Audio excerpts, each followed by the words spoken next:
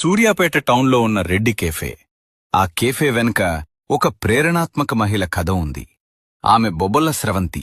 వారి స్వస్థలం కుప్పిరెడ్డి గూడెం గ్రామం.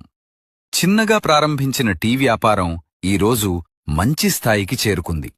ప్రతిరోజు కష్టపడి పనిచేస్తూ నెలకు సుమారు 60,000 రూపాయలు సంపాదిస్తూ తన కుటుంబాన్ని గౌరవంగా నిలబెడుతోంది.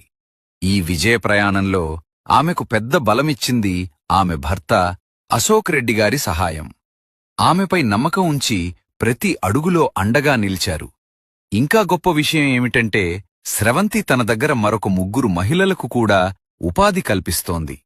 ఒక చిన్న టీ షాప్తో తన కుటుంబానికే కాదు, ఇంకా కొందరి మహిళలకు జీవనోపాధి ఇస్తూ ఒక ఆదర్శంగా నిలుస్తోంది.